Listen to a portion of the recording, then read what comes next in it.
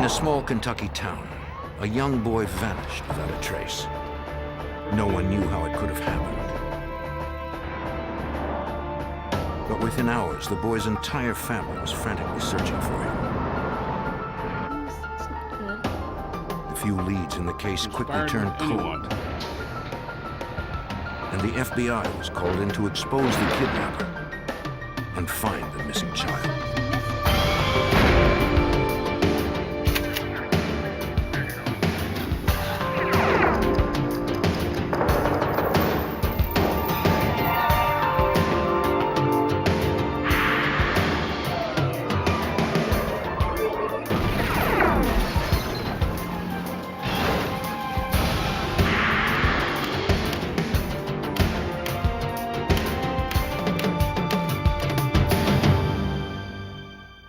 On the day before Thanksgiving, a mother discovered her 10-year-old son was missing from his school. When a child of separated parents disappears, investigators first look at the family, and divorced parents often suspect each other. I'm Jim Kallstrom, former head of the FBI's New York office. The search by the FBI and local authorities would cover 1,000 miles.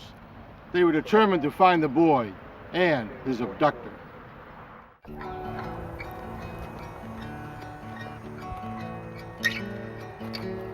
London, Kentucky is a quiet, rural town surrounded by rolling hills in the heart of Kentucky's tobacco country. It is a traditional town where many farming families have lived for generations, and most of the people know and trust each other.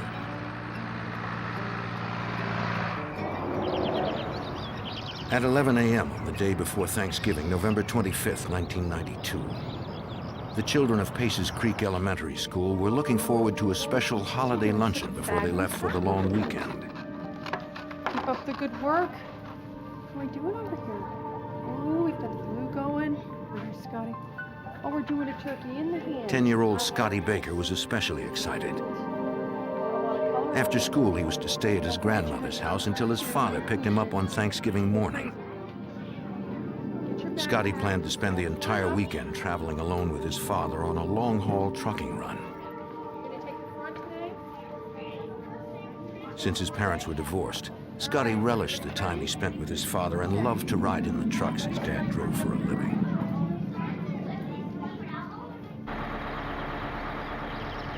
Following an afternoon tutoring session, Scotty was scheduled to go home on the bus at 3 p.m. to his grandmother's house.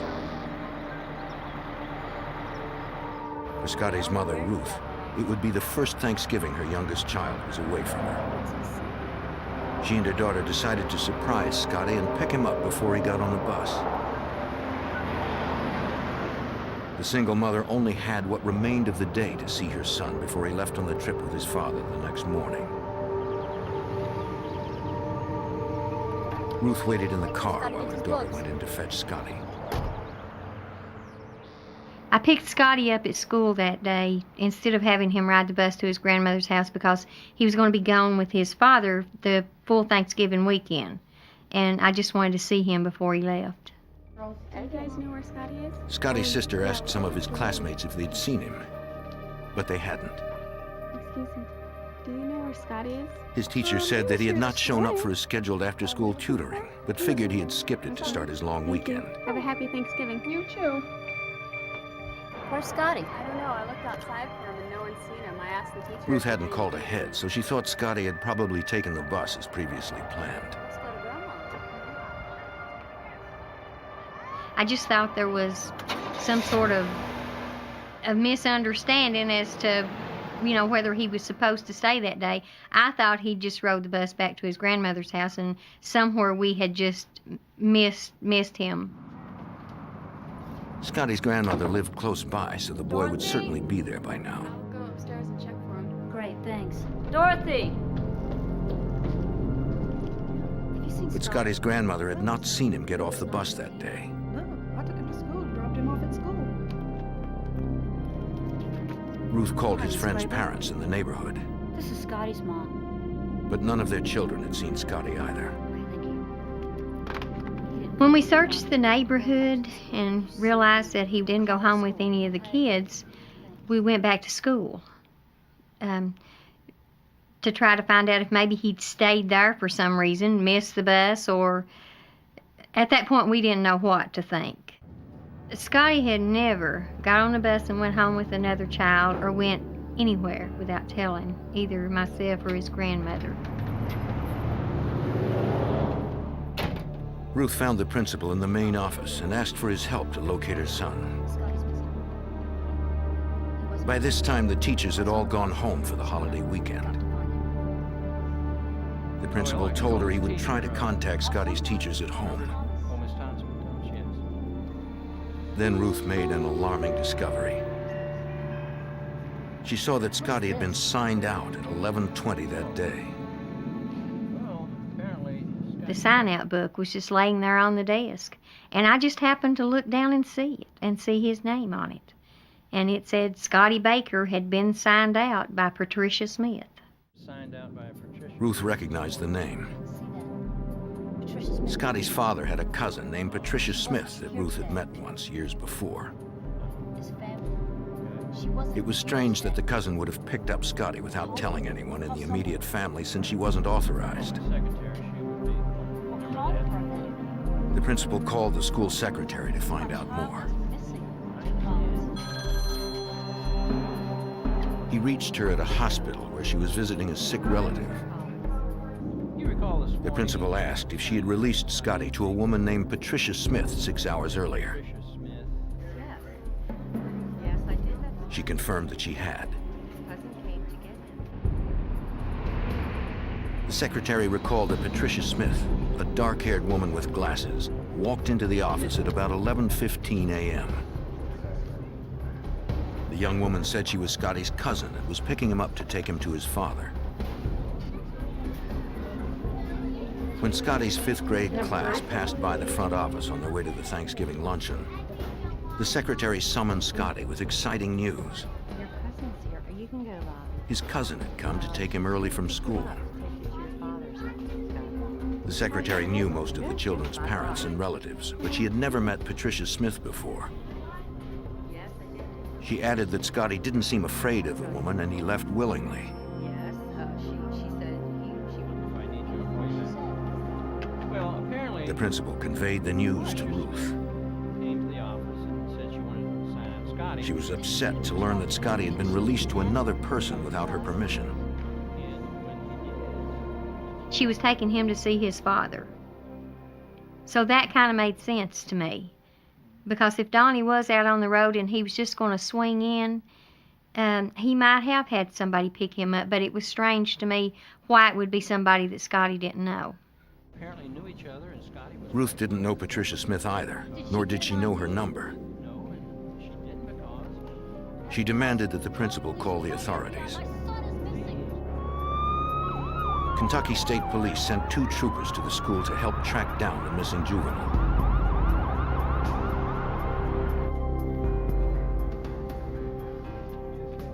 The principal handed officers a school photograph of Scotty Baker and provided them with the names and addresses of his 5th grade classmates. You didn't give her permission in any way, shape, or form. Ruth told officers that her son was last seen 6 hours earlier, leaving school with a woman named Patricia Smith.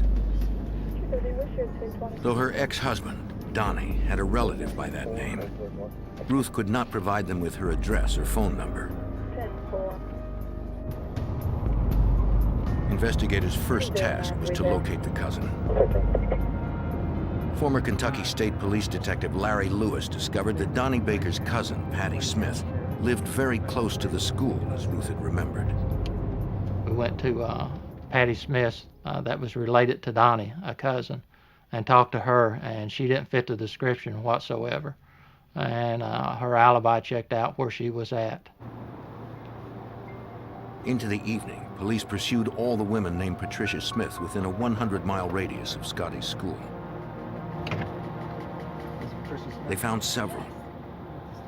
All were home, since the next day was Thanksgiving. But none looked like the woman described by the school secretary, and all had solid alibis. People vouch for this. There was about 3 or 4 other Patricia Smiths that we checked out, and none of them panned out. So we eventually found out that It wasn't a Patricia Smith, that somebody had used that for an alias. At Scotty's grandmother's house, Ruth and her 2 daughters braced themselves for the worst. It's not good. Almost 8 hours after Scotty was taken from school by an unidentified woman, there was still no word. Ruth tried to reach her ex-husband, Donnie, to see if he might know something. She left a message with his manager at the trucking company, who told her that Donnie was somewhere on the highway delivering a load of freight to Ottawa, Illinois. Listen, if it wasn't important, I We wouldn't have waited called. for him to call because for some reason I thought he'd know where he was when he got there. That was the only hope that we had at that point, that somehow Donnie would know who had him when he found out that he was gone. Kentucky State Police continued to search for answers locally. They traveled to the homes of the children that had attended school with the missing boy that day. About the last time that you saw One of Scotty's friends had spent most of that day with him. We were working He recalled seeing Scotty leave with the young woman. Did Scotty seem afraid of her? The 10-year-old also saw the car they got into. He knew it had 4 doors, but he was unsure of the model. The boy remembered clearly that Scotty was happy about leaving and showed no fear of her.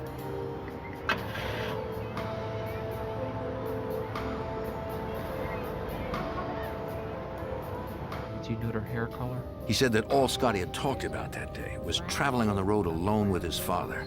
The other person in the car? The 5th grader had little else Anything to else add. comes up, please give us a call. Okay. If you think of anything else, let her know. By 10 p.m., more than 10 hours after Scotty was last seen, investigators still had no solid leads to his whereabouts. Since they'd received no ransom calls, police now turned their attention to Scotty's family and friends. Hello? Scotty's stepmother, Stephanie Baker, stayed by the phone. Tell me, Miss Baker, about what happened. Perhaps someone who was close to the boy knew more than they were telling. Was he, In child abduction cases, it is usually one of the parents who is responsible since they have greatest access to the child. Miss Baker? Scotty's mother, Ruth, understood this and was willing to provide investigators with whatever they needed to find her son. Of course, any law enforcement official, I think that's their first thought, that the mother and father have something to do with it when a child disappears. I think that's the first people they investigate. And in this case, they immediately thought Donnie or I had something to do with it simply because we were divorced.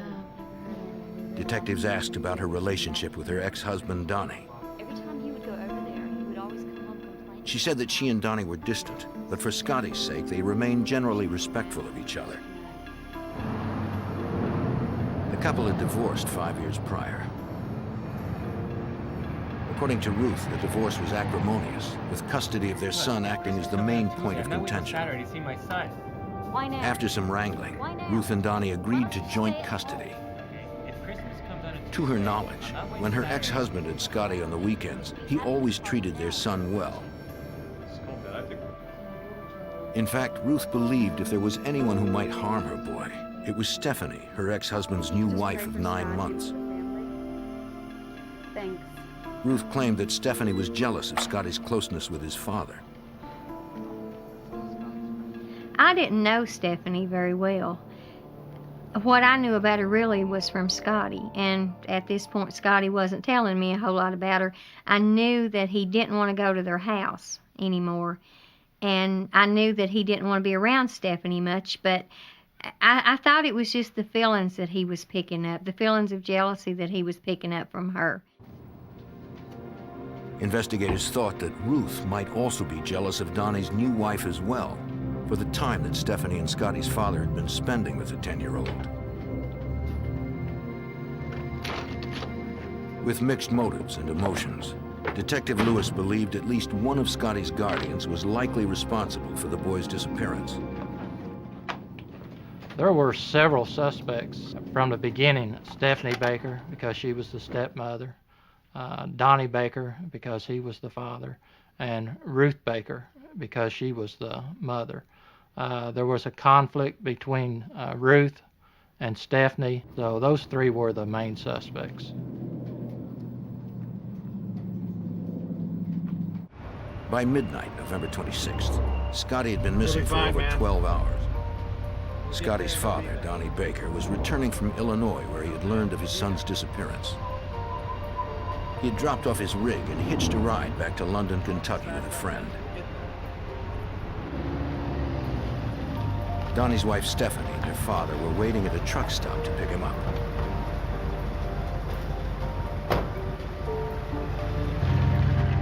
They didn't have the good news Donnie had hoped for. Everyone was tired, but Donnie insisted on heading out to search for Scotty.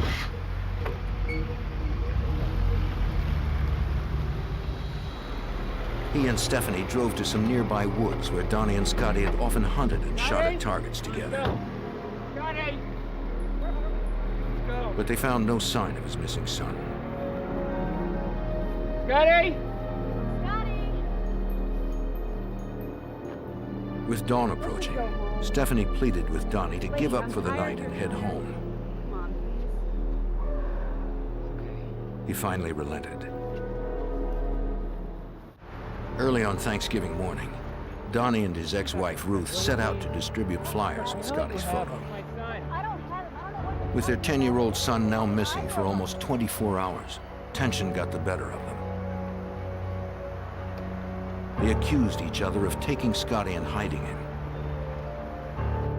Despite their mutual suspicions, Donnie and Ruth continued canvassing the area. In the window. I guess it Thank you, thank you. They posted flyers in every business that was open on Thanksgiving.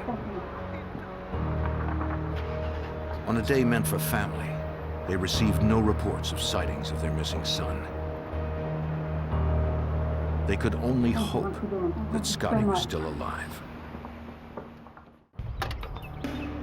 On Thanksgiving Day, 1992, Kentucky State Police still had no leads to the whereabouts of 10-year-old Scotty Baker. The boy had been taken from school the day before by a young woman who claimed to be his father's cousin. Scotty's father, Donnie, a truck driver who had recently remarried, was on the road when his son disappeared. Police arrived at his home to interview him and his new wife of 9 months, Stephanie Baker.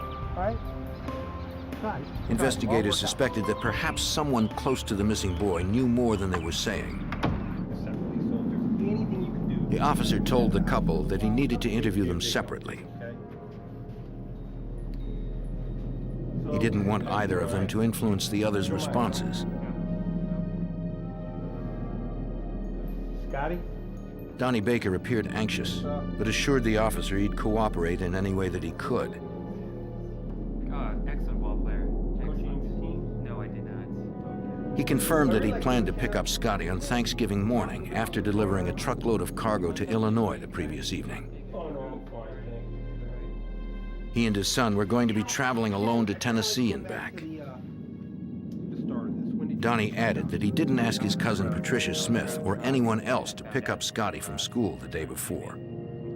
That he was missing from school, yes. Stephanie told the trooper that the morning that Scotty was taken, she was at home doing laundry with her friend Suzanne. Stephanie suspected that Donnie's first wife, Ruth, was probably hiding Scotty somewhere. Not really any problems. She believed that Ruth was jealous of her marriage to Donnie, and that her husband's ex-wife would try something drastic to win him back. Okay, yeah, she had a fuller. Detectives also interviewed the secretary from Scotty's school, the only witness who had stood face-to-face with Scotty's unknown abductor. Very big shoulders. Her hair color. She was shown photographs of all the women in the family, including Scotty's mother, Ruth, and his stepmother, Stephanie. Even if they had worn a disguise, the secretary was sure that none of them could be the young woman with the dark hair and glasses who had taken Scotty from school the previous morning. After more than 24 hours of searching, the safe recovery of the 10-year-old was becoming less likely. Former Kentucky State Police Detective Larry Lewis decided to use polygraph examinations to help eliminate the immediate family members. Polygraphs are to me, they are just an aid. I don't trust the polygraph 100%, but it can help you. Is your first name Ruth? Scotty's mother, Ruth, was tested first. Do you know for sure where Scotty is right now? No, sir. She also provided a handwriting sample to compare to the signature of the woman who signed Scotty out of school. For the year 2000. Her handwriting did not match the suspect's. Become so angry. And the results of Ruth's polygraph exam showed no signs of deception. I was cleared first as a suspect. I took a lie detector test and had no problem. The detective, told me I passed it with flying colors, so they immediately cleared me. Ruth's ex-husband, Donnie, was also called in for testing. Though police confirmed he was out of state at the time of Scotty's disappearance, they could not rule out his possible involvement. The results of Donnie's exam were inconclusive and revealed possible deception. They hoped his young wife, Stephanie, could provide answers, but they hit an obstacle, as Detective Larry Lewis explains. Stephanie was asked to take a polygraph, but she was pregnant at the time, is what she told me. And the state police will not give anybody that's pregnant a polygraph. That's their policy. So when she told me that, I didn't know if she was lying to me or not, so I sent her to the hospital, and I had her tested, and it was determined that she was pregnant. Stephanie did provide a handwriting sample. But like Ruth's, it appeared not to match the signature of the woman who signed out Scotty. I woke up. It's around 8:30. Stephanie also gave a detailed account of her activities on the previous day. Laundry. She doesn't have any laundry. She maintained that she spent the morning at home doing laundry with her friend Suzanne. It took them several hours, and they passed some of the time on the phone with another friend. By the early afternoon, they had finished their wash and planned to head back to Suzanne's house. That's when Suzanne realized she had lost her keys and feared she had locked them in the trunk. Are you kidding me? So we decided to call. Stephanie called several locksmiths, but found none that were immediately available.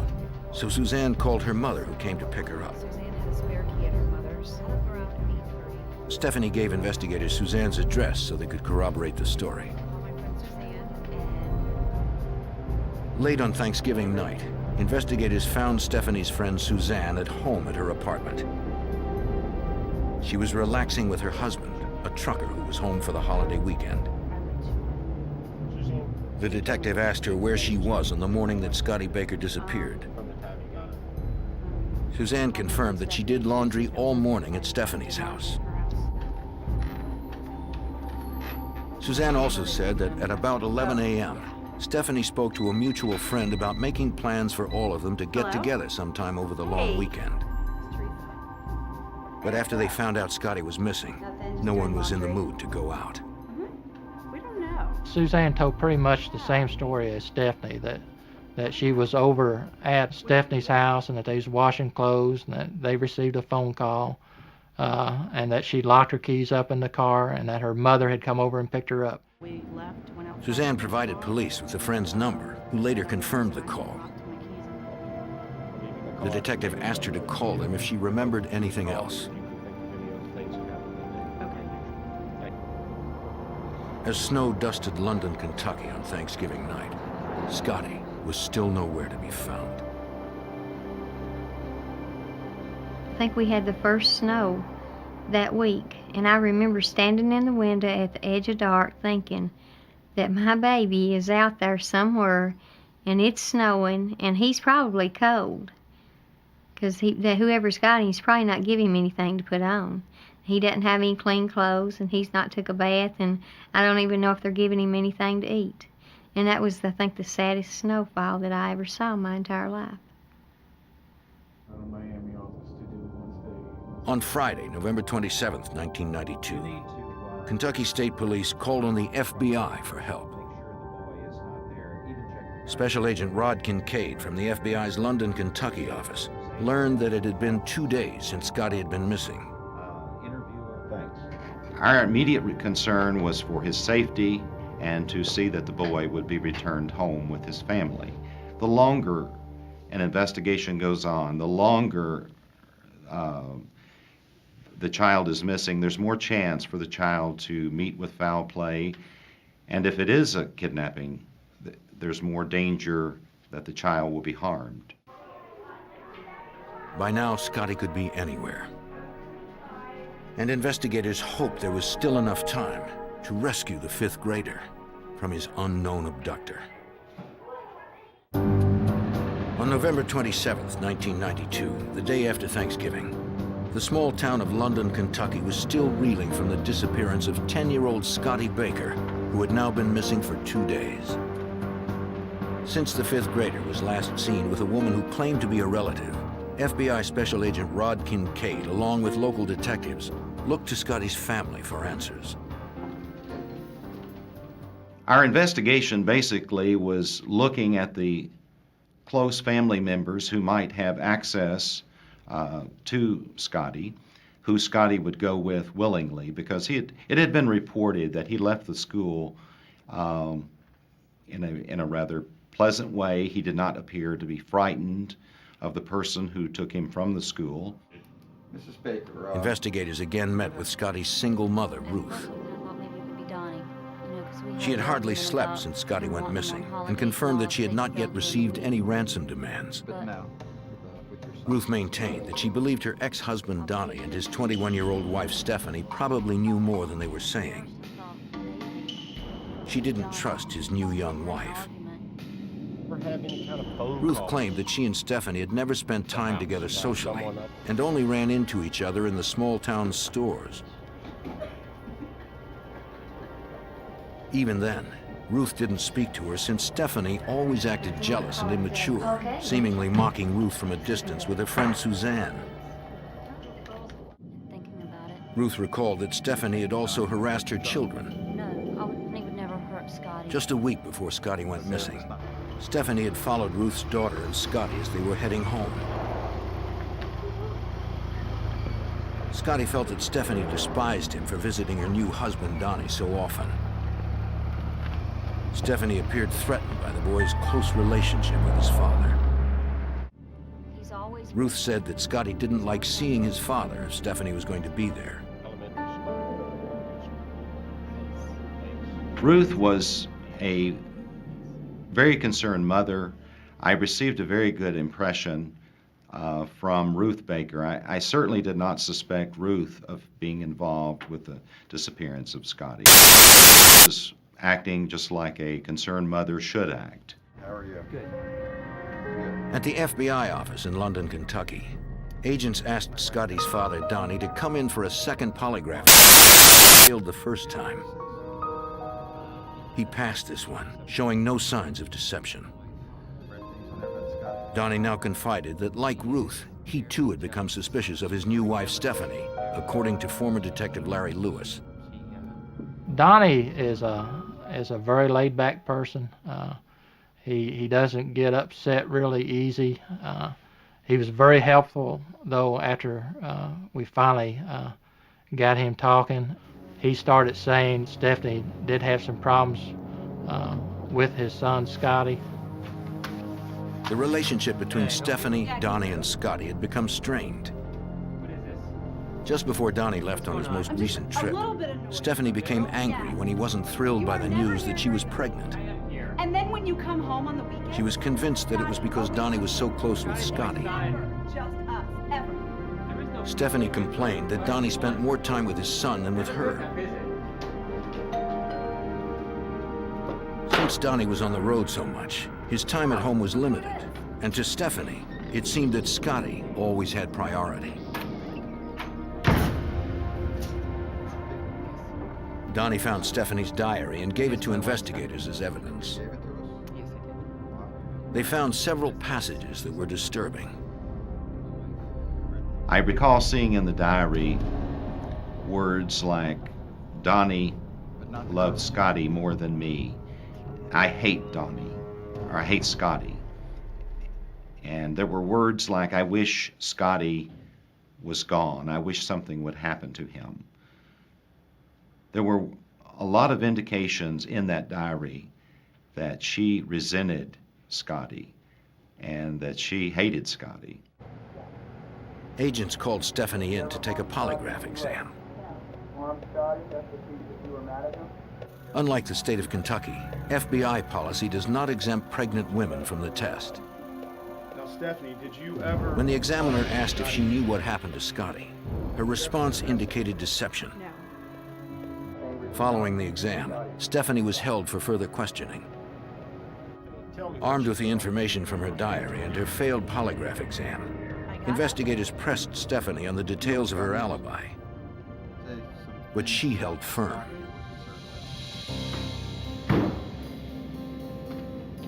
She repeated her claim that on November 25th, the day Scotty disappeared from school, she was at home with her friend Suzanne doing laundry the entire day. Stephanie also mentioned the phone conversation she had with a second friend starting at 11 a.m., corroborating Suzanne's version of events. Hey, what's up? The timing of the phone call was critical, since Scotty was taken at 11:20 a.m. But agents could not confirm the call with phone records since it was a holiday weekend and phone company personnel would not be back in the office until Monday morning. Bye. To agents, Stephanie's demeanor struck them as odd since she appeared unfazed that her stepson had now been missing for 2.5 days. One thing that I recall is how cold Stephanie was when she discussed her stepson, Scotty Baker. I recall that she was certainly not the least bit, or did not appear to be, concerned with the disappearance of Scotty. Even though she used the words that she was concerned, her demeanor, her expressions conveyed to me that she really wasn't that concerned. Stephanie provided a second handwriting sample for the FBI to compare to the one left at the school by Scotty's abductor. Investigators confirmed that the signatures did not match. Though they felt certain that Stephanie was lying about her knowledge of Scotty's whereabouts, she was definitely not the woman who had removed Scotty from school. Stephanie's alibi hinged on the statements of her friend Suzanne. On Monday, November 30th, investigators returned to the friend's apartment to re-question her and ask her to come in for a polygraph. But Suzanne was not at home. By November 30th, 1992, 5 days had passed since 10-year-old Scotty Baker was taken from his school near London, Kentucky by an unknown woman. It's never just us. Scotty is The FBI and Kentucky state detectives believed Scotty's stepmother, Stephanie, was somehow involved since she was found to be deceptive on her polygraph exam. Stephanie claimed to be doing laundry with her friend Suzanne on the day Scotty went missing. Though Suzanne corroborated Stephanie's story, former Kentucky State Detective Larry Lewis doubted Suzanne's credibility. Suzanne and Stephanie seemed like to me that they had their stories down to pat, and they were telling the same story. They were telling the same times. It put a lot of question in my mind that how they could have their stories down, and they were so alike, even on their times. So we were narrowing our investigation down to Suzanne and Stephanie. Agents wanted to confirm the story by polygraphing Suzanne, but Suzanne was nowhere to be found. Investigators called on her mother to ask if she knew where Suzanne might be. She said her daughter had left for Florida with her husband, a truck driver who was scheduled to make a delivery. Something wrong? Yeah. Have you seen this? The mother didn't know when they would be back. An FBI agent went to the Kentucky trucking firm where Suzanne's husband was employed. The foreman confirmed that the trucker was on the road, scheduled to arrive in Pompano Beach, Florida the following morning, December 1st, 1992.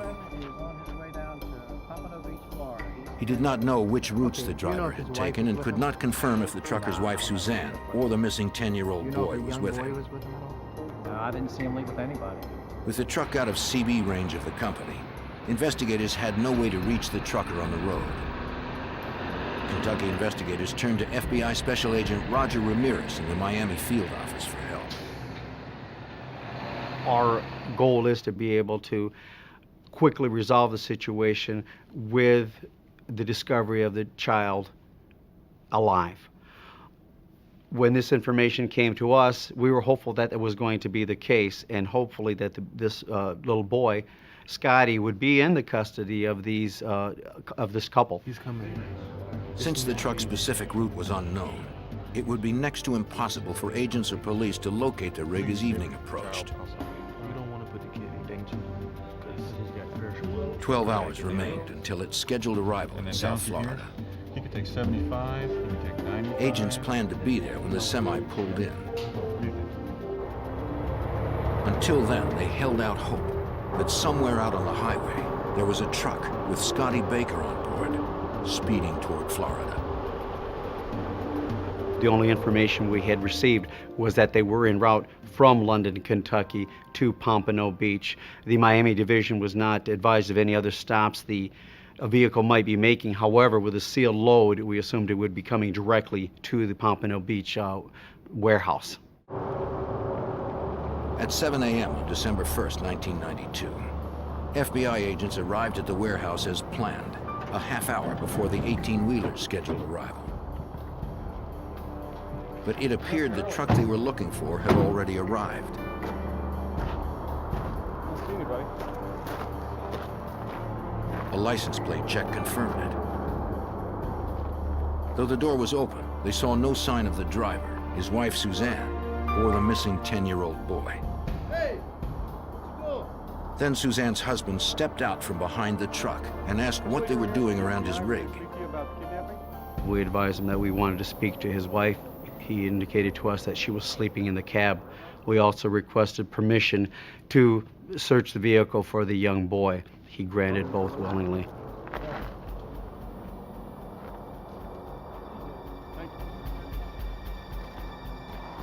The child was not there.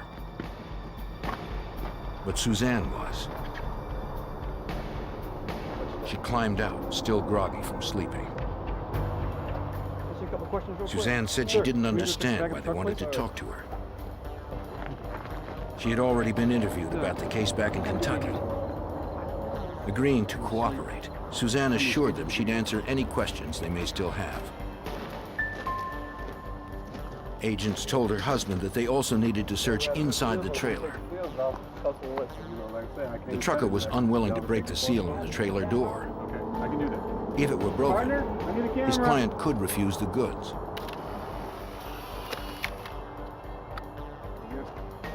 Agents photographed the seal to protect the delivery requirements. Yes, sir. Satisfied, the trucker raised the door.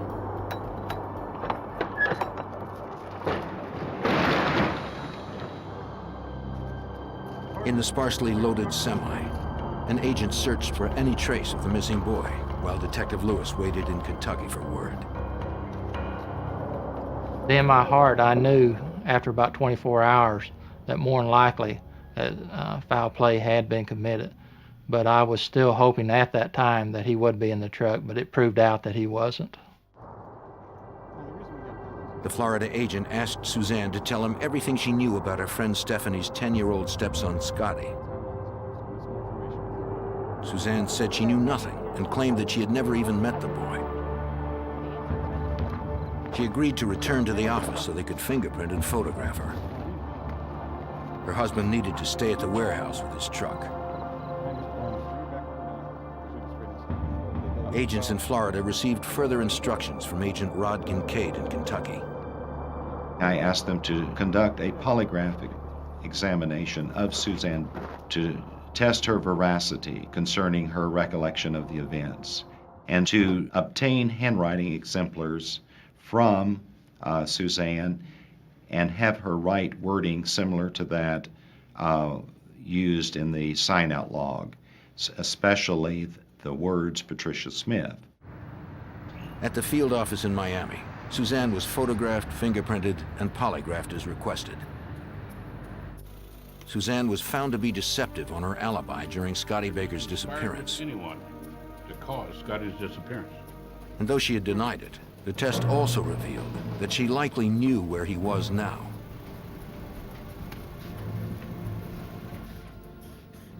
As Suzanne provided agents with a writing sample, they informed her that the results of her polygraph suggested deception. So, But she remained steadfast in her denial. I could come over and do my laundry, and she said fine. Like her friend Stephanie, Suzanne could not be arrested on the basis of a failed polygraph. Took us all afternoon. And unless her signature matched the suspect's, agents would be forced to release her. On December 1st, 1992, 6 days after 10-year-old Scotty Baker was taken from his school in London, Kentucky, FBI agents had searched a truck in South Florida where they believed the boy may have been hidden. Scotty was not there, but his stepmother's friend, Suzanne, was. Though she and Stephanie were close, Suzanne claimed she had never met Scotty, according to FBI Special Agent Roger Ramirez. Suzanne denied any knowledge and or involvement in the disappearance of Scott Baker. She indicated she'd never even seen the child in person and only seen him in photographs. Suzanne accompanied agents to the Miami FBI field office, where she provided a writing sample to compare to the one left by Scotty's abductor. She had also consented to take a polygraph exam, and it had revealed possible deception. In spite of the results, the 22-year-old continued to insist that she and her friend Stephanie Baker had no involvement in the abduction of Stephanie's stepson, Scotty. At the Miami field office, she gave basically a similar account, initially denying any involvement in her knowledge. However, we as investigators felt that there was something missing and there was something that she was not telling us. help to find that young boy. After an hour of questioning, need to know where he is. Suzanne finally broke.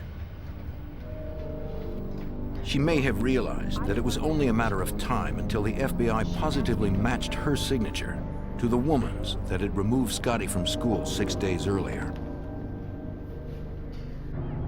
Suzanne admitted that she had portrayed herself as Patricia Smith, acting as if she was the boy's distant relative.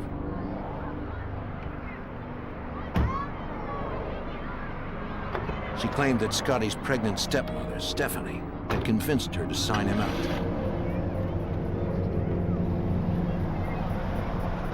And take him and... Suzanne said Stephanie wanted to get back at her husband. Told me. I didn't know that any of this was going to happen. Suzanne informed us they took Scotty out of school to scare him. Stephanie was jealous of the relationship that the child had with its father, Donnie Baker. Stephanie was pregnant with Donnie's child at the time, and she was jealous of the relationship. I need to talk to you. Stephanie Baker's plan was to scare him to keep him from going to visit his father.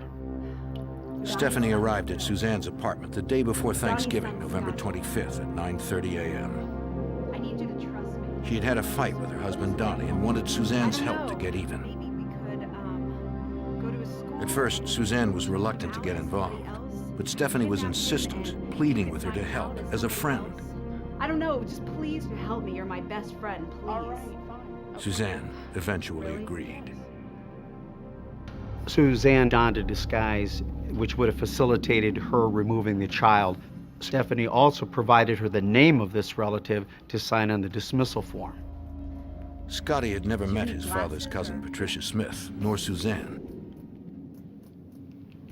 Stephanie figured the boy would go willingly when the disguised woman told Scotty she was taking him to see his father. Suzanne confirmed that they spent the rest of the morning at Stephanie's until Suzanne drove her to Scotty's school at about 11 a.m. Stephanie hid in the back seat as Suzanne retrieved Scotty from the school's secretary. Suzanne claimed that at the time, she didn't realize the child would never see his school or his parents again. Suzanne said she headed north out of London, Kentucky. Scotty told her how excited he was to go on the road trip with his father for the entire weekend. The truck? Once the child was inside of the vehicle with them, Stephanie, who was seated in the back, reaches, starts choking the child in the front seat, and then pulls him into the back seat. Suzanne begged her to stop. However, as she put it, Stephanie freaked out. Scotty fought for his life, kicking and screaming. But his 21-year-old stepmother was too strong. In moments, the boy was dead. Suzanne simply continued to drive. She didn't know what to do. Stephanie at this point says that she would blame her because Suzanne was the one who checked the child out of school. As a result, Suzanne basically felt she had no choice other than to agree to help dispose of the body.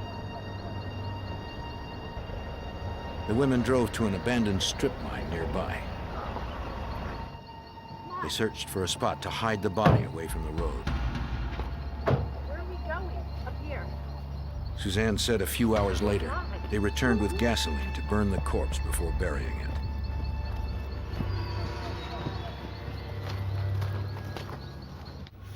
Investigators needed to know where the body could be found. Agents asked Suzanne for specific directions. So I provided her a pen and piece of paper for her to draw the exact location as to where the body had been placed. Suzanne then drew a very detailed map as to where the body of Donald Scott Baker could be located in the London, Kentucky area. On the afternoon of December 1st, 1992, 6 days after 10-year-old Scotty Baker was abducted on Thanksgiving Eve, authorities retrieved the boy's charred remains. His stepmother, Stephanie Baker, after repeated denials, eventually confessed to the murder and was arrested. Residents were shocked that a pregnant woman could have done this to a child.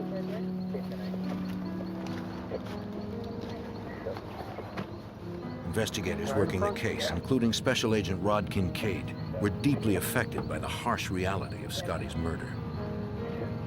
This is one of the cases I had as an FBI agent that certainly I'll never forget. It was horrible that a 10-year-old boy would be taken from a school and murdered.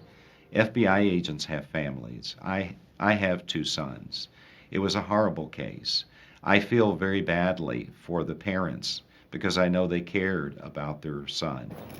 Stephanie's accomplice and friend, Suzanne, was prosecuted first. Because of intense media coverage, her trial was moved to another county. Commonwealth attorney for the 27th Judicial Circuit in Kentucky, Tom Handy, convinced the jury that Suzanne was guilty of reckless homicide, kidnapping, and abusing a corpse. How she could drive a vehicle with this child being strangled immediately next to her, touching her, is unbelievable to me. She drove that vehicle for 5 minutes while little Scotty was being strangled to death. A terrible time. Her vehicle has dents and marks on the dashboard caused by this child kicking it during his death. Suzanne received a sentence of 25 years for her crimes. Facing the death penalty, 21-year-old Stephanie Baker pled guilty to murder and received a life sentence. 7 months after entering prison, Stephanie gave birth to a baby boy. Her parents are raising the child, and her husband, Donnie, divorced her. 10 years after the tragedy, Scotty's mother, Ruth Baker, has managed to press forward in the face of her devastating loss. It's hard to say what your life would have been like, if he had lived. I think that it's made me a better parent to my other 2 children and my grandchildren because I'm very protective of them. Ruth Baker visits Scotty's gravesite often.